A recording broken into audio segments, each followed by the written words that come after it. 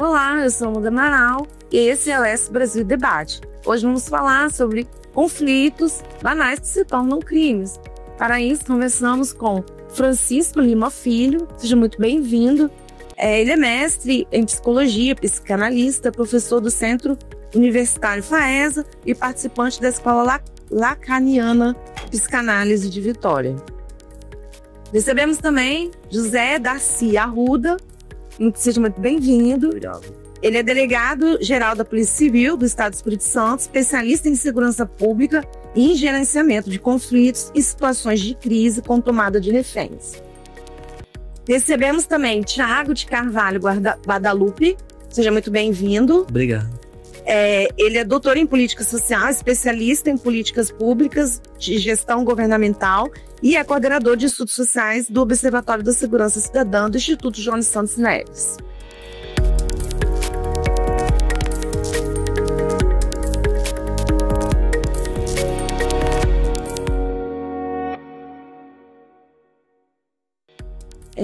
O ser humano perdeu a capacidade de refletir sobre a preciosidade da vida? A conversa tem dado lugar à violência? É sobre isso que conversamos hoje. Senhor delegado, a intolerância virou regra, né? Você que atua na segurança pública, a gente vê muita intolerância em rede social, muitas vezes no trânsito. Qual a sua avaliação? Tudo bem, Amanda?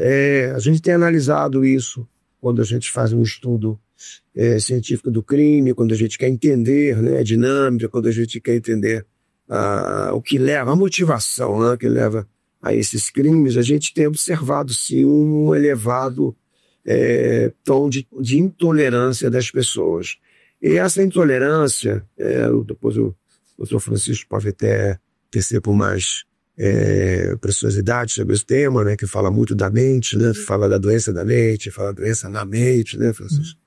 A intolerância, ela tem um incremento, aí vem o incremento, que é a bebida, né, que é o álcool, que é a droga, determinadas situações. Então, as pessoas estão lá naqueles eventos, dos bares, né, determinada situação, e eles não conseguem, eles chegam ao limite da intolerância que querem resolver as suas questões com a própria força, fazendo justiça com as próprias mãos, e às vezes perde o controle, né, sobre essa situação. Nós temos uma figura de direito penal que fala justamente no fator social, no fator emocional, na violenta emoção e paixão. O que significa essa violenta emoção e paixão? É justamente porque você perde, né, a pessoa pratica o crime sob o domínio de violenta emoção e paixão. Quer dizer, o que é isso então?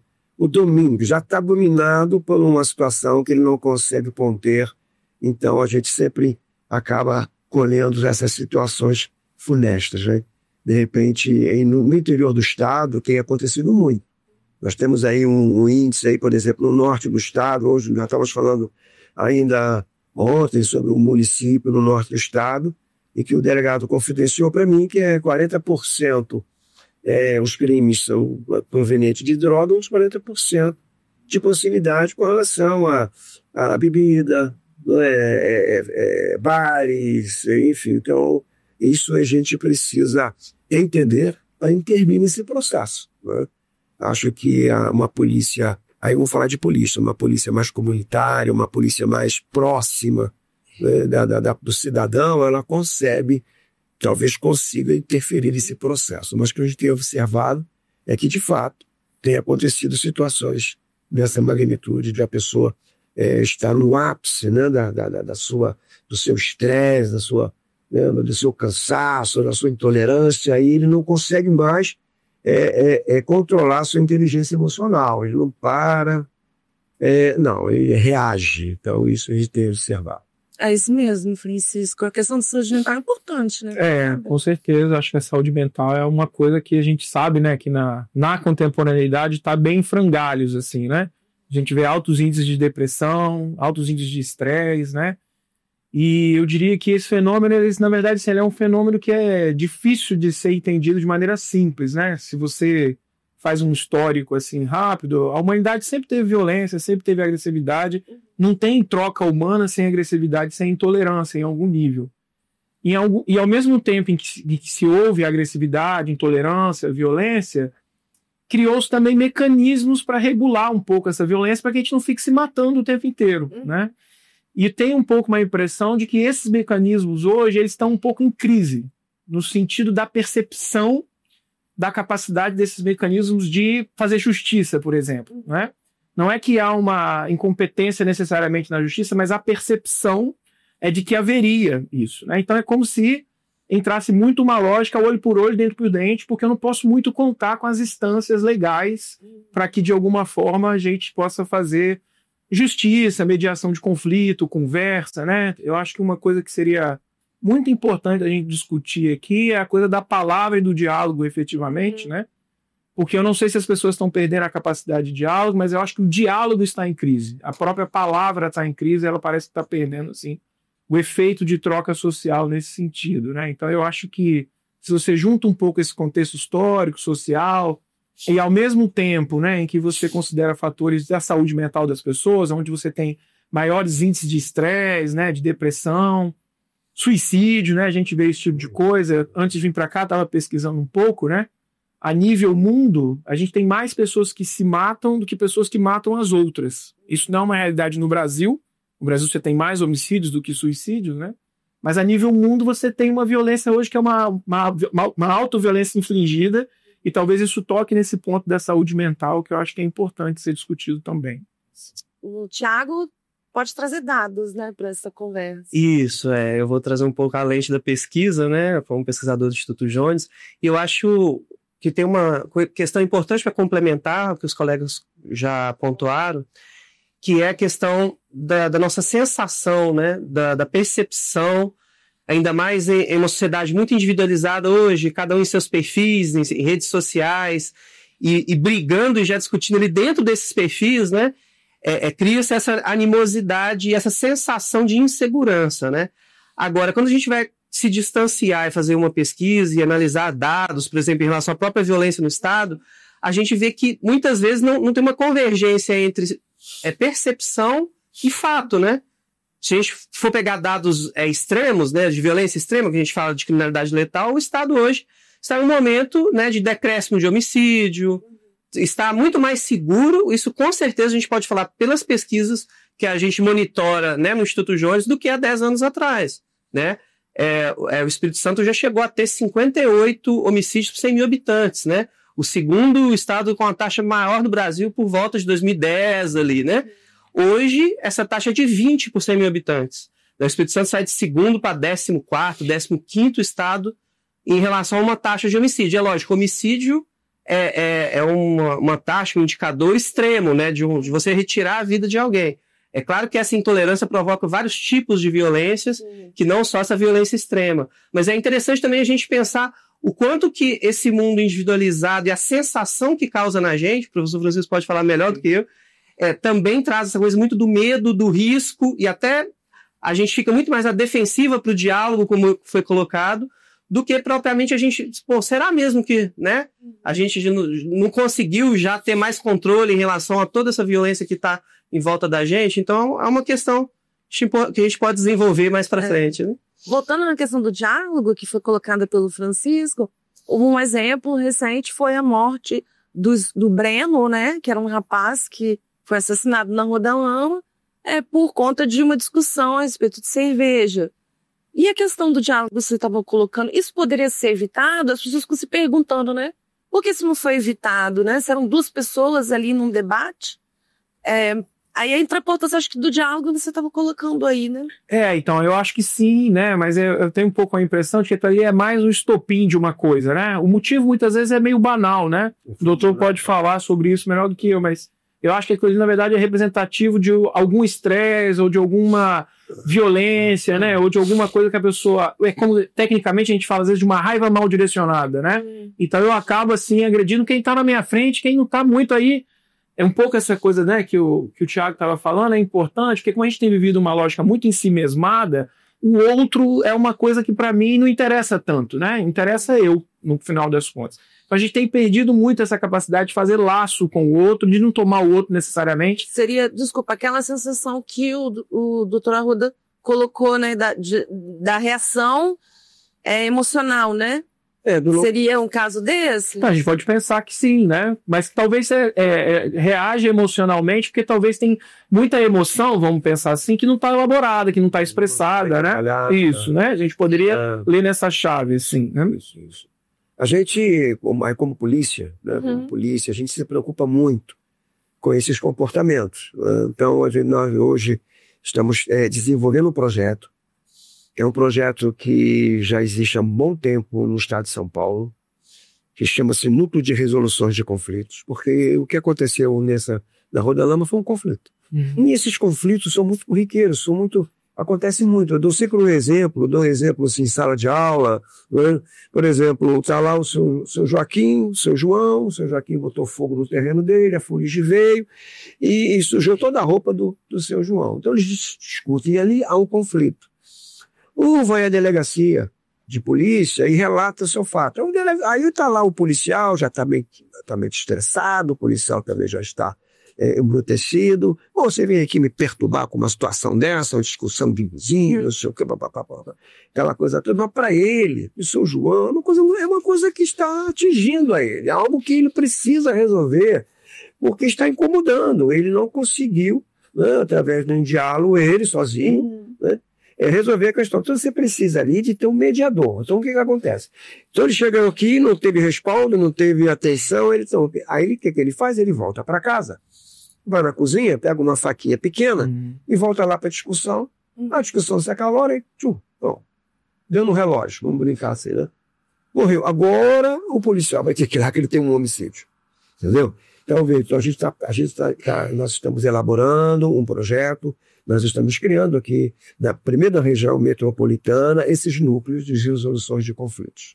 Estamos fazendo parceria com faculdades, porque nós queremos o quê? Trazer esses conflitos para fazer esses termos de ajuste de conduta entre eles e resolver o problema. Essa situação do menino lá da Rua da Lama, ele poderia muito bem emitir uma nota, no dia seguinte ele comparecia a um núcleo desse, o rapaz seria chamado e ali então seria impedido. Olha, você está devendo. Não estou devendo. Por que não está devendo? Então esse conflito seria mediado, né, por alguém. Então a gente está trabalhando isso justamente para tentar resolver essas questões que nós estamos vendo no dia a dia, né, que são as intolerâncias, que aquela inteligência emocional que não está dominada, né, a pessoa tem o sequestro emocional, rompe, né?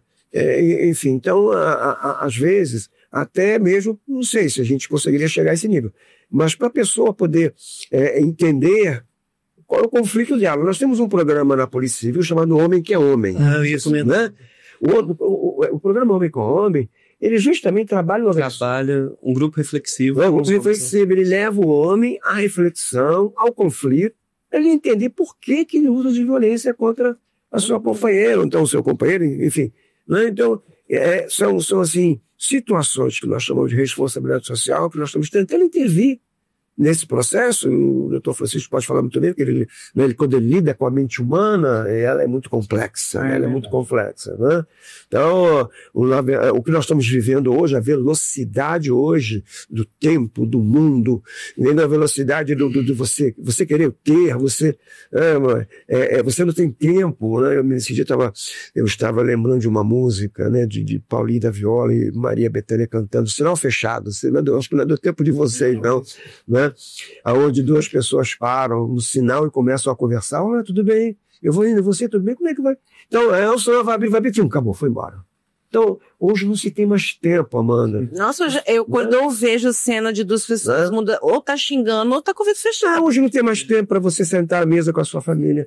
Um chega às 11, almoço, outro chega às 12:30, almoço, outro chega às 2, um não se senta, não se conversa, não com o celular. Às vezes estamos 3 sentados na mesa, ou 4, um com o seu celular.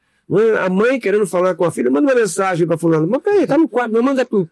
Então essas coisas estão embrutecendo, essas coisas estão tirando o convívio. Eu sou do tempo que eu brincava de carrinho de rolimã, jogava bola de gude, né? Então a gente tinha convívio, a gente tinha relacionamento. Isso está, né? E isso está embrutecendo, está fazendo que as pessoas fiquem cada vez mais fechadas em si mesmas, como o doutor Francisco falou, e vem, aí sempre desenrola aí na situação de crimes, né? Que a gente então...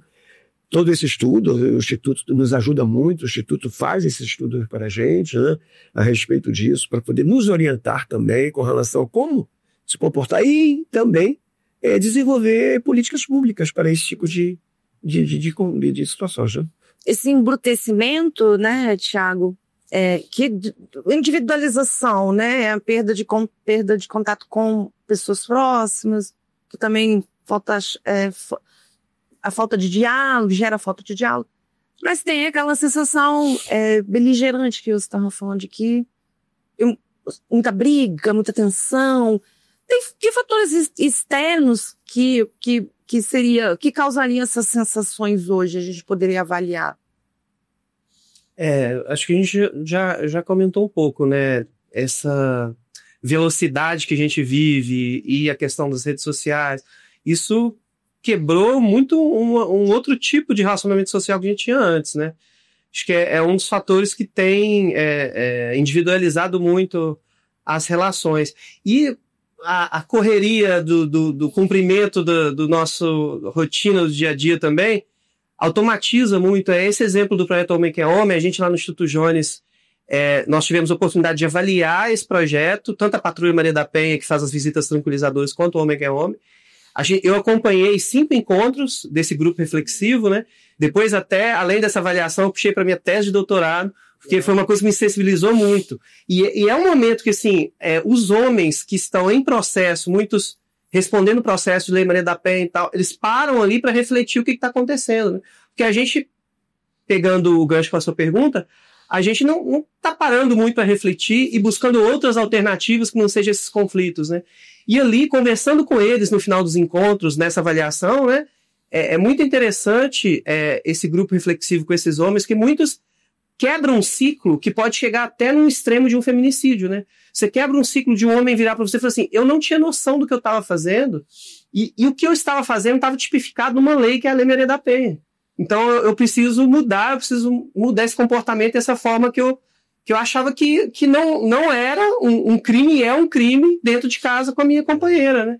Então acho que exemplifica muito essa questão colocada. Esse é um projeto que pode quebrar esse ciclo que acaba chegando, em alguns casos, no extremo de um feminicídio, por exemplo. Né? E fazer uma anamnese, fazer uma autorreflexão, examinar-se a si mesmo, é muito difícil. Sim. É muito difícil. As pessoas não aceitam seus erros. Não é? O erro está sempre no outro, o eixo positivo. Não, eu fiz isso porque você me fez isso, você fez aquilo. Às vezes o erro está nele e ele imputa o erro ao outro, né? Porque ele não consegue enxergar nele. Então, aquela pessoa que consegue enxergar os seus erros, consegue enxergar os seus defeitos e trabalhar isso, né? Eu fiz psicanálise, doutor. Uhum. Fiz o curso para poder entender meu universo, né? Então, o meu professor de psicanalítica, ele falou assim para mim, Arruda, os meus pacientes chegam no meu consultório com uma postura mental rígida. Eles precisam passar por uma transformação de postura mental para chegar a uma postura mental equilibrada.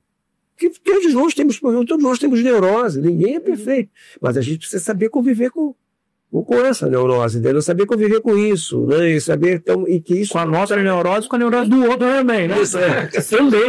Também, porque o outro também tem as neuroses. Tem, entendeu? Hoje eu trabalho muito uma tríade, que é do gerenciamento de crise, que você falou ainda há pouco, que é a necessidade, a validade do risco e a aceitabilidade. Então, o que eu quero colocar com isso? O que é necessidade? Você está numa situação que você faz a pergunta para você, foi necessário que eu responda isso? É necessário que eu faça isso? Aí eu dou um exemplo assim, eu acordei pela manhã, tomei meu banho, deixei a toalha molhada em cima da cama, aí estou na mesa do café, vem a esposa daquele jeito, né? Você deixou a toalha molhada em cima da cama, aí eu paro. É necessário que eu entre em confronto, briga com ela? Não, eu levanto uma lata da toalha. Né? Então isso, a gente precisa chegar um momento da vida da gente, precisa ter esse time de parar, analisar. É necessário que eu falo, porque às vezes você fala determinadas coisas que você vai se complicar pelo que você falou. Tem consequência, então você precisa avaliar isso se é necessário, aí depois avaliar as consequências do que você está fazendo e depois saber se é aceitável no mundo ético, moral, né? Então isso aí é muito importante. Hoje eu vivo mais ou menos assim, eu procuro fazer isso.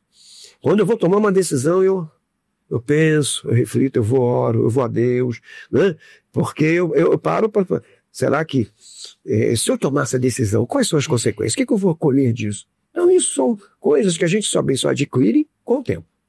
Mas por tudo que a gente vê em rede social, principalmente, não é muito bem assim, né, Francisco? Eu acho que redes sociais é um lugar que as pessoas ficam mais corajosas, né? Porque esse outro a qual eu me relaciono, ele é um outro menos concreto, né? Uma coisa é eu talvez divergir de alguém virtualmente, outra coisa é eu divergir de alguém presencialmente. Eu acho que isso tem dimensões diferentes nesse sentido, né? Então esse outro virtual, ele é mais editável dentro da minha fantasia, né?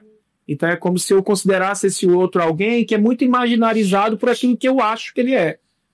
Sabe essa diferença? Uma coisa é você ver a foto de alguém, outra coisa é se encontrar com alguém e conversar com ela. Eu acho que são experiências bem diferentes, assim, de dimensão, de alteridade do outro, de alguma forma. E eu acho que esse é um ponto importante, assim, a maneira como a gente tem se relacionado com o outro, ou o lugar que a gente tem dado ao outro, de alguma forma, é um lugar em que a gente tem perdido muito a troca, né? Agora isso acontece menos, mas um tempo atrás aqui no Espírito Santo, quando alguém subia na terceira ponte para se jogar, né? Eu lembro que isso acontecia com alguma regularidade. Eu lembro que era muito comum as pessoas pedirem para que ele se jogasse mesmo, né? Mas se joga logo, né? Tô com pressa. Porque tô com pressa, né? Porque tá todo então assim, esse lugar do outro hoje, o outro ele tem se tornado muito alguém que me atrapalha, né? Alguém que nesse sentido me impede de fazer o que eu preciso fazer. E eu acho que a gente precisa, de alguma forma, resgatar mais essa troca, né? Resgatar mais esse outro concreto, não esse outro virtual. Porque esse outro virtual, no fundo, é uma extensão da minha fantasia, né? Agora, esse outro concreto, essa pessoa que efetivamente vai fazer com que eu tenha que fazer algumas renúncias, porque existe uma outra pessoa do lado de lá, eu acho que isso é um resgate importante na troca social, em alguma medida. Assim. Amanda, permita só pegar esse gancho maravilhoso do professor, que eu estava... No início eu trouxe alguns dados gerais do Estado, né? Nas nossas pesquisas lá no Observatório, a gente também identifica um aumento recente de casos. A gente não sabe se é aumento da violência em si ou de registro, né? Mas, de qualquer forma, com esse tipo de característica de violência que tem dificuldade de aceitar o outro, pegando esse link. Né? Então, assim, a intolerância religiosa, né? A questão da diversidade sexual, a não aceitação das diferenças em relação a diversidade sexual e aumento de tipos de violência com a população LGBTQIAPN+. Então, essa é uma questão que, aí voltando lá no início da nossa conversa, né, que é a necessidade de aberturas de diálogo, estabelecimento de vínculos, né, mais efetivos, é uma forma muito importante de prevenção para esse tipo de violência, que acontece muitas vezes dentro de casa em relação à mulher, né, ou dessa questão de como que eu estou enxergando o outro, né? Ou eu quero eliminar o outro de alguma forma, né?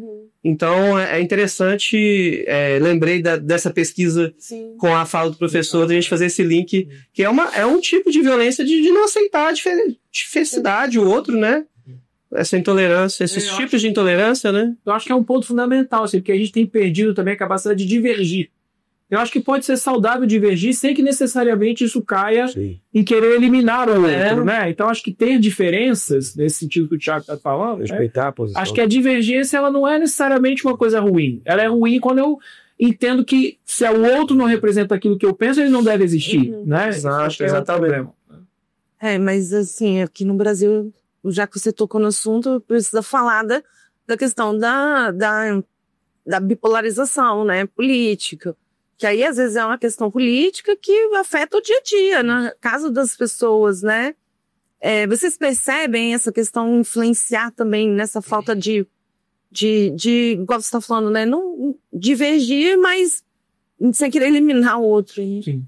Porque aí eu acho que a lógica é matar ou morrer, né? Quando você tem uma coisa polarizada, né? Assim, só tem espaço pro ou, não tem espaço pro e, né? Ou eu ou o outro, né? Se não for eu, é o outro, se não for outro, é o eu. Agora, quando você tem o E, né, quando você pode fazer uma ideia de que, bom, eu tenho o que eu penso, mas tenho o que o outro pensa, é porque assim, a gente fala muito de aceitação da diferença, mas isso é mais complicado do que parece, né, no sentido de que, para aceitar a diferença, eu tenho que aceitar uma ferida narcísica em mim.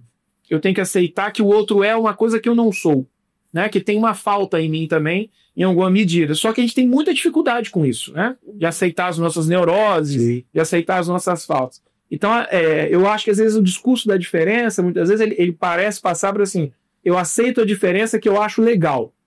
A diferença que eu não acho legal, eu quero eliminar ela, né? Quando eu acho que a aceitação da diferença, ela tem que ser em todos os sentidos, né? E aí eu acho que isso passa por a gente conceber que o outro é uma coisa que eu não sou. Né? Tem algo em mim que falta que o outro tem, nesse sentido. Então, aceitar a diferença, eu acho que ela está bastante ancorada na ideia de uma ferida narcísica, né, entre aspas, que é difícil, não é tão simples assim. Né? É isso mesmo, delegado. Basicamente é isso. Acho que o Francisco resumiu todo o contexto, né, em que a gente acaba vendo isso hoje de forma material. Né? A gente consegue ver isso acontecendo, né, toda essa situação da não aceitação, do meu posicionamento, eu sou assim, eu penso assim, o outro não. É como ele colocou, né? Aquela diferença, isso aí me simpatizo, legal. Quando não simpatizo, quero acabe, né? Então, justamente isso. Então, a gente, né, agora imagina, gente, que nós estamos na ponta da linha, né? Nós estamos lá no final, nós somos aquele que tira, né, a pessoa, né, do seio da sociedade, que já está totalmente em condições de não conviver, né? A gente tem que retirar e encaminhar para um outro, né, para outro setor e tudo mais. O que a gente tem, quando foi falado aqui também da percepção, daquela coisa de eu vou resolver com as minhas mãos porque eu acho que a justiça não vai resolver, é justamente uma política, né, de justiça criminal do Brasil, que é uma política de não encarceramento. É a política do Brasil, é o sistema criminal brasileiro.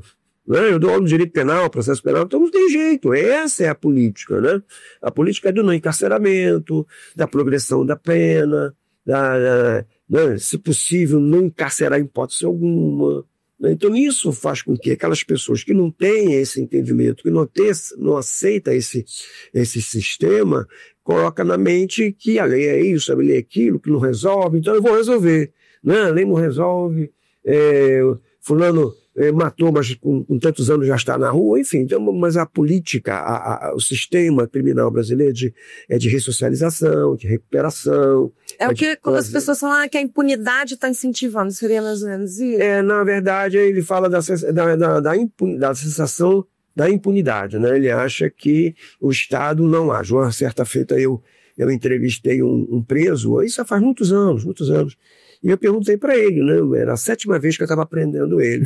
E eu perguntei, como você não tem medo de ficar muito tempo preso? Ele falou, não, eu vou resolvendo, rola uma testemunha lá em Rondônia, até não existe, aí vou ganhando prazo, daqui a pouco explode o prazo, eu consigo liberdade, e por aí vai e tal. Aí eu falei, então ok, mas e lá? E quando você chega no sistema penitenciário, eu falo, lá não, lá é diferente. Por que é diferente? Não, lá tem lei. Lá tem lei. Se eu transgredir a lei, eu sou julgado, sentenciado e executado em 24 horas. Falei, interessante, então lá dentro você cumpre. Aqui fora, né? Por quê? Porque lá dentro ele tem a certeza da punição. Aqui fora ele sabe que ele pode procrastinar e vai. Né? É o que proporciona a legislação. Isso é legislação. Não é eu, não é Francisco, não. É a legislação, é o legislador, né? É o sistema, é o pensamento, enfim. Mas isso a gente tem que conviver. Eu não posso ficar atrelado a isso. Eu tenho que desenvolver minha função, fazer meu papel, né? E assim a gente vai trabalhando. Mas estamos colhendo resultado, nós estamos trabalhando bastante. Estamos mostrando que as pessoas estão entendendo que não vale a pena matar. Entendeu? Agora nós estamos com uma pequena crise no crime patrimonial, mas o crime patrimonial ele advém de uma cultura socioeconômica. Né? Mas a vida como bem maior e tudo, eles já estão começando a entender que não vale a pena. É melhor eu não fazer para eu ter tranquilidade no meu negócio. Entendeu? Então eu já estou começando a entender isso e a gente está trabalhando bastante. Né? Estamos com uma redução considerável. Né? Um estado que tinha em 2009 2.100 homicídios para fechar esse ano com menos de 800. Então é algo assim, entendeu? Já bem, né? Bem estruturante, uma coisa que eu acho que não perder isso, eu acho que é muito difícil, entendeu? Acho que daqui para frente a gente vai continuar constituindo um Estado bem mais seguro, como está nesse caminho. É isso mesmo, Thiago. Enfim, acrescentar alguma questão? Que eu tinha comentado essa questão, né, da sensação e do fato da redução da violência de forma geral no Estado, que eu tinha comentado antes. A questão que você falou, né, da polarização política, é interessante, é normal a divergência, né, de ideias, de política, de pensamento, né, antigo político mineiro Tancredo Neves falava que não brigava com pessoas, né? A questão era o embate das ideias. Sim. Então, assim, hoje a gente, mais uma vez, vamos bater na tecla de novo do diálogo. Ou seja, você tem momentos de disputa de um projeto político, disputas de eu acredito mais em um tipo de programa nessa área, na saúde, na assistência, na segurança. Agora, terminou o momento de embate e né, dentro de um princípio democrático, teve um projeto vencedor naquele período, a ideia é que consiga todos coexistir, não a gente voltar para a falta de um diálogo e querer que o outro não exista, eliminar o outro. Né? Então, essa ideia de estar mais conectado é importante, né? Você quer complementar? Não, acho que o Thiago disse muito bem, assim, né? Eu lembrei de uma frase do Freud, né? É um psicanalista importante, ele diz que o primeiro homem que, ao invés de tacar uma pedra em seu inimigo e atirou uma ofensa, esse homem fez a humanidade avançar, né? É claro que ele não estava pensando que a gente tem que ficar se ofendendo, mas o que ele estava querendo dizer é que talvez uma violência, uma intolerância mais sublimada, ou que está simbolicamente na palavra, ela é menos pior do que o ato nesse sentido. E aí você pode pensar nesse sentido, por exemplo, no esporte, né? Quando eu penso, por exemplo, Copa do Mundo, eu acho que a Copa do Mundo é uma guerra sublimada. O pessoal está competindo, né? O pessoal está ali querendo ganhar, tem um inimigo, tem um adversário, mas aquele tipo de violência, aquele tipo de competitividade, ela produz um bem social maior, né? Então é como se a gente pudesse pensar assim também em destinações para esse impulso de agressividade humana, que socialmente a gente poderia utilizar isso de uma maneira melhor, né? Eu acho o futebol até uma alegoria importante, porque o mais odiado do futebol é o juiz, né? É aquele que fica lá, né? Colocando as regras, tentando mediar. Exatamente, pra você ver que é o mais difícil. É uma figura difícil, né, contemporânea. A gente tem o VAR hoje, né? Que talvez ajude um pouco, assim. Mas eu acho, assim, que talvez tenha algumas saídas nesse sentido. Eu acho que a própria arte, nesse sentido, né? Talvez tenha formas de você, assim, criar saídas mais sublimadas, né? Ou que produz uma espécie de benefício social do impulso agressivo humano, que, como estava comentando anteriormente, eu acho que está na convivência humana desde que a humanidade existe, assim, não tem muito jeito. Está mal alimentada, né? Mal trabalhada. Né? Talvez, nesse sentido, a gente está tendo poucas destinações interessantes. Assim, né? Aí você adiantou a minha última pergunta para encerrar o debate, que seria exatamente essa. De que formas que a sociedade, os governos, podem estimular melhor a aceitação das diversidades, né, de pensamentos contrários, e que para que se evite para evitar que esses conflitos banais possam chegar nas vias de fato, aí de repente até um homicídio, como a gente já viu acontecer. Aí eu queria saber a sua opinião, Thiago. Eu acredito que políticas públicas que invistam nessas ideias que debatemos aqui, já algumas boas práticas no sentido de mediação, né, de conflito, no sentido de formação, né? Lá no Observatório, a gente, a cada semestre, tem um curso de análise criminal que pesquisadores e principalmente profissionais da área de segurança pública são capacitados a trabalhar mais em cima da informação em si, da estatística, da evidência empírica, do que abertamente, né, de forma senso comum, eu acho que é assim, eu acho, não, mas como que está o dado, o que está acontecendo, como que a gente pode focar uma operação, né? Então, assim, a formação do trabalhar o meu dia a dia, mudar a minha rotina do dia a dia para uma coisa baseada em uma evidência científica, uma política pública voltada a resultado, e uma política pública, nesse caso aqui, né, que valorize mais um diálogo preventivo do que uma repressão sem planejamento, sem uma justificativa anterior, né, do que pode ser evitado, né, de uma forma mais qualificada, tendo essa passagem por um diálogo, né? Como a gente o delegado já tinha colocado exemplos aqui, né? Se você quiser comentar mais sobre esses exemplos ou outros, né? Não, eu entendo dessa forma, né? Eu entendo também que acho que tem que haver participação de outros atores quando nós falamos sobre segurança pública. Eu acho que segurança pública não é o fim em si mesmo. Você precisa, por exemplo, ter uma boa saúde. Você precisa ter um médico da família. Você precisa ter uma boa creche para a mãe ter uma tranquilidade, deixar seu filho para uma boa escola, né? Uma boa educação. Enfim, então eu acho isso tão importante. Eu vejo pessoas que têm uma determinada doença da mente e de repente rompe, aí cometeu o crime. Eu falei, poxa, mas outros suicídios porque são maníacos depressivos, mas nunca tiveram a visita de um médico na sua casa, nunca tiveram conhecimento disso. Então eu acho que a gente tem que avançar muito nisso. A gente precisa ter que cuidar de pessoas. O Estado precisa se preocupar em cuidar de pessoas, entendeu? Então, porque o dia a dia é muito interessante. O apóstolo Paulo, ele escreve a comunidade de Efésios e diz assim: olha como vocês estão vivendo. Não vivam como insensatos, e sim como sábios. Aproveitem as oportunidades, porque os dias são maus. Né? Os dias são maus. O que os dias são maus? Os dias são cansativos, os dias são puxados. Né? Você chega em casa, às vezes, você não quer mais nada, quer tomar um banho, comer uma coisa e tchau. Não quer nem conversar e tudo. Então, a gente precisa ter também esses momentos pra gente, né? A gente precisa saber equacionar isso, né? Eu estou tentando fazer isso na minha vida. Não é fácil, sabe? Não é. Mas eu vou lutar por isso. Né? Eu estou vencendo meu 4º câncer agora. Então, como é que aconteceu isso? Enfim, então eu tive que conviver com isso. Tive que mudar muita coisa. Perdi 20 quilos, enfim. Então você muda. Você muda, você começa a olhar a vida de outra forma. Primeiro você agradece muito a Deus por estar vivo. Então, da noite eu agradeço. Obrigado porque o Senhor me concedeu mais um dia de vida. Enfim, então isso eu agradeço muito.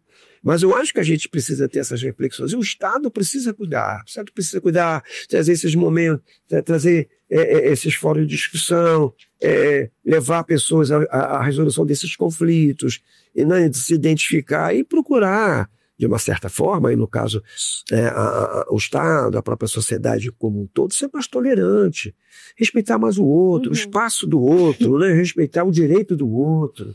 Né? O Piano já dizia, direito é dar direito a quem de direito. Né? Então isso eu acho que é meu direito, então eu tenho direito. Né? Não, eu vou recorrer até mas o direito é meu. O que fadiga também, por exemplo, você está numa demanda na justiça, você tem o direito, mas aí recorre. Aí quando você já está no final da vida, você vê o benefício não vai ter mais. Então a gente tem que ter uma justiça mais séria, mais voltada para resolução disso. Observa, não, o direito é dele, eu vou dar o direito dele. Não ficar procrastinando, né, pelo prazer de procrastinar. Tem gente que trabalha nisso. Então eu acho que a gente precisa fazer uma grande revolução. Não sei se eu concordo. Ia pedir a palavra para Francisco, né? Dessa busca por alternativas, né? Se tem mais, quais outras você poderia citar, ou o que você pensa sobre isso? Eu confesso que eu sou um pouco nostálgico, assim. Eu acho que a gente precisa resgatar um pouco de tecnologias analógicas, né? Assim, as coisas de conviver com o outro, efetivamente. Eu acho que diálogo, né? A gente falou muito de diálogo. Diálogo é fala, mas também é escuta, né? Então o que eu vejo muito nas redes sociais, eu acho que as redes sociais, ela deu voz, mas ela fez com que a gente parasse de escutar. Acho que as pessoas, elas falam muito, mas ninguém escuta muito ninguém nesse sentido, né? E aí eu acho que essa convivência, isso aqui que a gente está fazendo, né? Eu acho isso tão saudável no sentido da gente poder efetivamente ter uma troca mais concreta com o outro, para além desse outro virtual, que eu acho que isso é dado a muito imaginário, eu acho que isso é dado a muito falta de limite, eu acho que a internet muitas vezes é uma terra um pouco sem lei, assim, né? Então eu acho que talvez um resgate um pouco a uma vida mais analógica não faria mal a ninguém, como canja de galinha. Farnou, com certeza. Bom, queria agradecer a presença do delegado Darcy Arruda. Muito obrigado por ter participado. O civil eu agradeço. Obrigado. Do psicanalista Francisco Lima Filho, muito obrigado pela participação. Agradeço também e parabenizo pelo tema. E de Thiago Guadalupe, do Instituto Jones Santos Neves, muito obrigado por ter participado. Isso, eu que agradeço, todos os colegas lá do Instituto Jones. Para você que nos acompanha e quer saber mais sobre essa e outras informações, acesse sbrasil.com.br, nos siga nas nossas redes sociais e até a próxima.